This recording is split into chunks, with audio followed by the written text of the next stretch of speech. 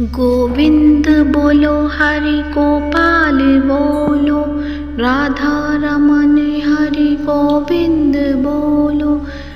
गोविंद बोलो हरि गोपाल बोलो।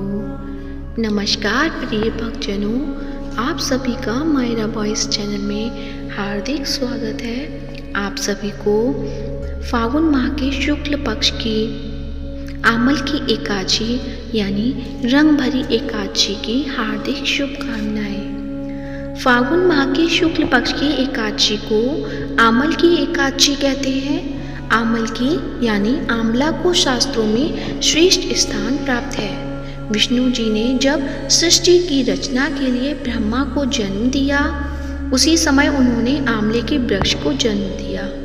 आंवले को भगवान विष्णु आदि वृक्ष के रूप में प्रतिष्ठित किया जाता है। इसके हर अंग में ईश्वर का स्थान माना गया है। आमल के एकादशी व्रत के पहले दिन व्रती को दशमी की रात्रि में एकादशी व्रत के साथ भगवान विष्णु का ध्यान करते हुए सोना चाहिए तथा आमल की एकादशी के दिन सुबह स्नान करके भगवान विष्णु की प्रतिमा के समक्ष हाथ में तिल, कुश, मुद्रा और जल लेकर संकल्प करें कि मैं भगवान विष्णु की प्रसन्नता एवं मोक्ष की कामना से आमल की एकादशी का व्रत रखता हूँ। मेरा यह व्रत सफलतापूर्वक पूरा हो, इसके लिए श्री हरि मुझे अपनी शरण में रखें। भगवान की पूजा के पश्चात पूजन सामग्री लेकर आंवले के वृक्ष की पूजा अवश्य करें। सबसे पहले वृक्ष के चारों तरफ की भूमि को साफ करें और उसे गाय के गोबर से पवित्र करें। पेड़ की जड़ में एक वेदी बनाकर उस पर कलश स्थापित करें। इस कलश में देवताओं, तीर्थों एवं सागर को आमंत्रित करें। कलश में सुगंधी और पंचरत्न रखें। इनके ऊपर पंच पल्लव रखें, फिर दीप जलाकर रखें। कलश पर श्रीखंड चंदन का लेप करें और वस्त्र पहनाएं। अंत में कलश के ऊपर श्री विष्णु के छठे अवतार परशुराम की स्वर्ण मूर्ति स्थापित करें और विधिवत रूप से परशुराम जी की पूजा करें। रात्रि में भगवत कथा व भजन कीर्तन करते हुए प्रभु का स्मरण करें। द्वादशी के दिन सुबह ब्राह्मण को भोजन करवाकर दक्षिणा दें। साथ ही परशुराम की मूर्ति सहित कलश ब्राह्मण को भेंट करें। इन क्रियाओं के पश्चात पारायण करके अन्न जल ग्रहण करें। भगवान विष्णु ने कहा है, जो प्राणी स्वर्ग और मोक्ष प्राप्ति की कामना रखते हैं उनके लिए फागुन शुक्ल पक्ष में जो पुण्य नक्षत्र में एकादशी आती है, उस एकादशी का व्रत अत्यंत श्रेष्ठ है। इस एकादशी को आमल की एकादशी के नाम से जाना जाता है। तो प्रिय भक्तजनों, आज की इस वीडियो में आप सुनेंगे आमल की एकादशी की व्रत कथा और साथ ही सुनेंगे माता तुलसी की कथा और उसके साथ ही सुनेंगे एकादशी माता की आरती।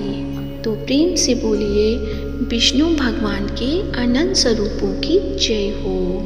लक्ष्मीपति नारायण भगवान की जय हो। मंदाता बोले कि हे वशिष्ठ जी, यदि आप मुझ पर कृपा करें तो किसी ऐसे व्रत की कथा कहिए जिससे मेरा कल्याण हो।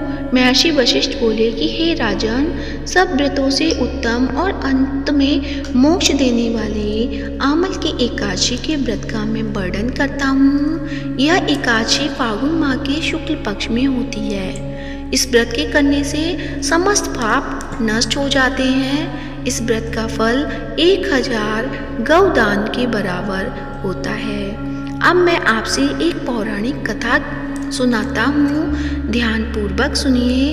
एक वेदिश नाम का नगर था जिसमें ब्राह्मण, क्षत्रिय, वैश्य और शूद्र चारों वर्ण आनंद सहित रहते थे। उस नगर में सदैव वेद ध्वनि गूंजा करती थी तथा पापी, दुराचारी तथा नास्तिक उस नगर में कोई नहीं था।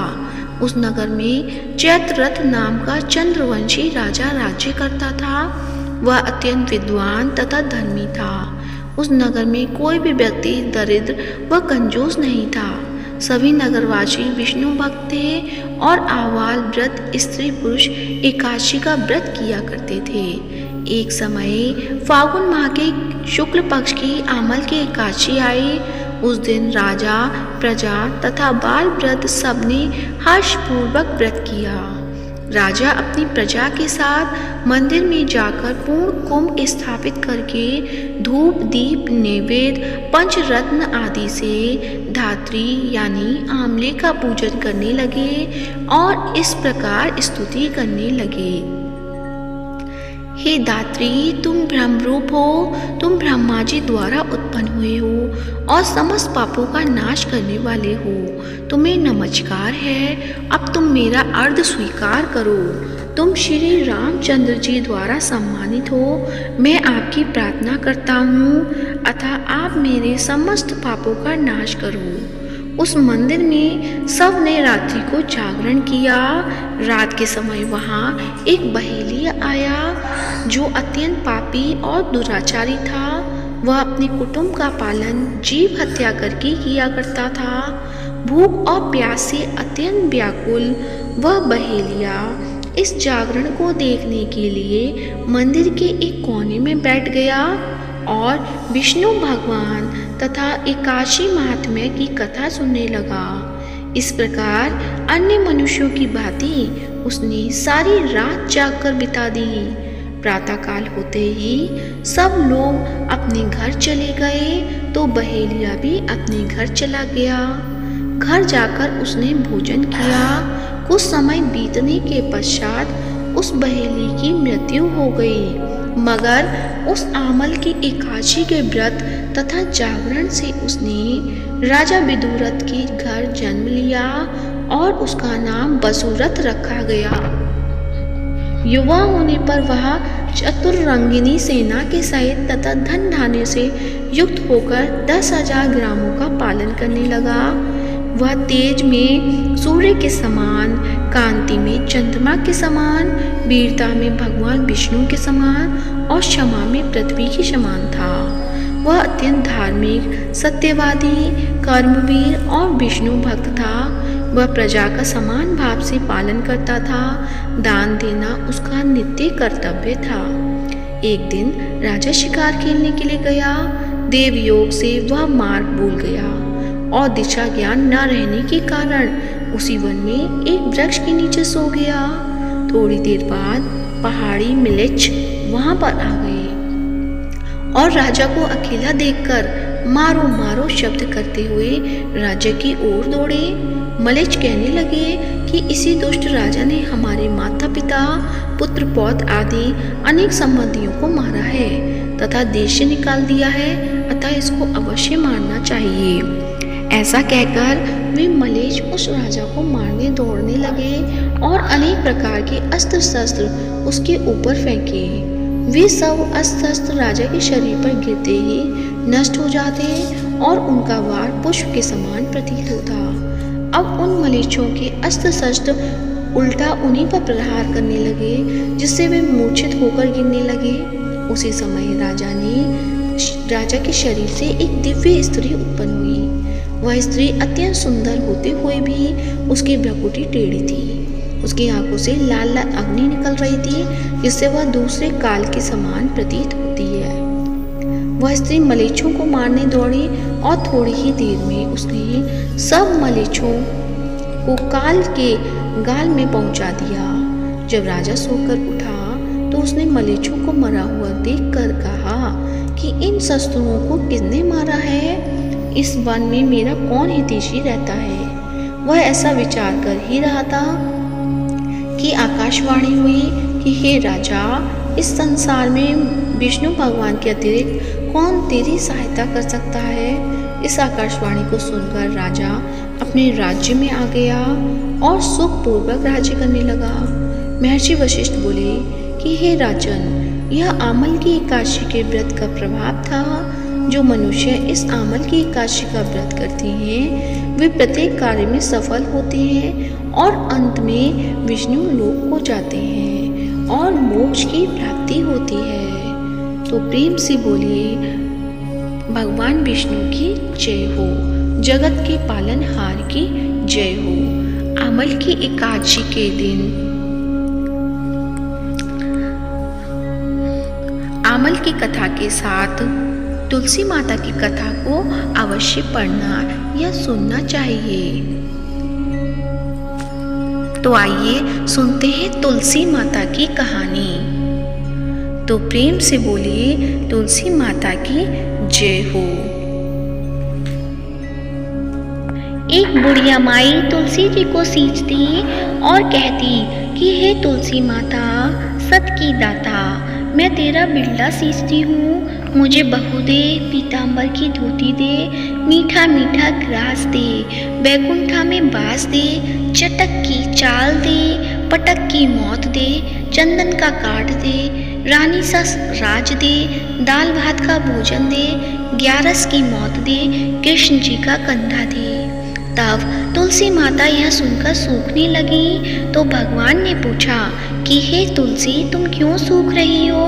तुलसी माता ने कहा कि एक बुढ़िया रोज आती है और यही बात कह जाती है, मैं सब बात तो पूरा कर दूंगी, लेकिन कृष्ण का कंधा कहाँ से लाऊंगी?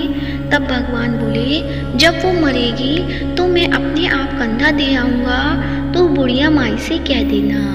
जब बुढ़िया माई मर गई सब लोग आ गए। जब माई को ले जाने लगे तो वह किसी से न उठी। तब भगवान एक 11-12 वर्ष के बालक के रूप में आए और बालक ने कहा कि मैं कान में एक बात कहूँगा तो बुढ़िया माई उठ जाएगी। बालक ने कान में कहा, बुढ़िया माई मन की निकाल ले, पीताम्बर की धोती ले, मीठा मीठा ग्रास ले, बैकुंठा में बास ले, चटक की चाल दे, पटक की मौत ले, कृष्ण जी का कंधा ले। यह सुनकर बुढ़िया माई हल्की हो गई। भगवान ने कंधा दिया और बुढ़िया माई को मुक्ति मिल गई। तो हे तुलसी माता, जैसे बुढ़िया माई को मुक्ति दी वैसे सबको देना। तो प्रेम से बोलिए तुलसी माता की जय हो, शालिग्राम भगवान की जय हो। अब आप सुनेंगे एकादशी माता की आरती। तो प्रेम से बोलिए एकादशी माता की जय हो। ओम जय एकादशी माता, मैया जय एकादशी माता, विष्णु पूजा व्रत को धारण कर शक्ति मुक्ति पाता। ओम जय एकादशी माता, तेरे नाम गिनाऊं देवी, भक्ति प्रदान करनी, गण गौरव की देनी माता, शास्त्रों में बरनी। ओम जय एकादशी माता, मार्गशीर्ष के कृष्ण पक्ष की उत्पन्ना विश्वतारिणी जन्मी, शुक्ल पक्ष में हुई मोक्षदा मुक्ति दाता बन गई। ओम जय एकादशी माता, पोष के कृष्ण पक्ष की सफला नामक है, शुक्ल पक्ष में होए पुत्रदा आनंद अधिक रहे। ओम जय जय एकादशी माता, नाम सटतिला माघ मास में कृष्ण पक्ष आवे, शुक्ल पक्ष में जया कहावे, विजय सदा पावे। ओम जय जय एकादशी माता, विजया फागुन कृष्ण पक्ष में शुक्ला आमल की, पाप मोचनी कृष्ण पक्ष में चैत्र महाबली की। ओम जय एकादशी माता, चैत्र शुक्ल में नाम कामदा धन देने वाली, नाम बरूथनी कृष्ण पक्ष में बैसाख महाबाली। ओम जय एकादशी माता, शुक्ल पक्ष में होए मोहिनी अपरा ज्येष्ठ कृष्ण पक्षी, नाम निर्जला सब सुख करनी शुक्ल पक्ष रखी।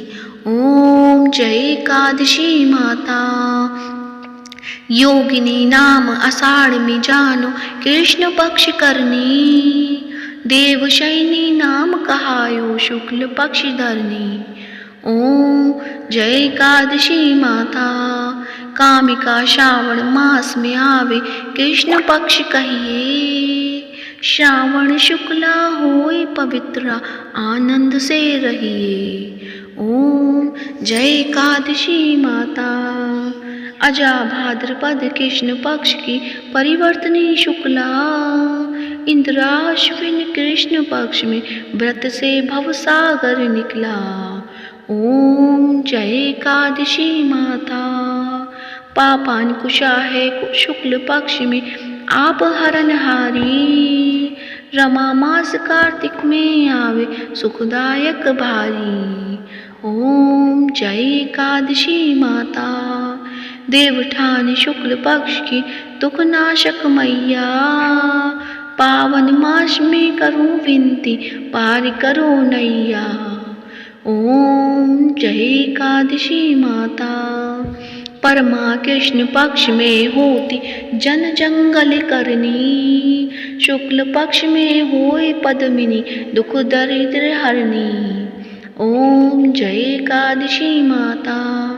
जो कोई आरती एकादशी की भक्ति सहित गावे, जन गुरुदिता स्वर्ग का वासा निश्चय वह पावे।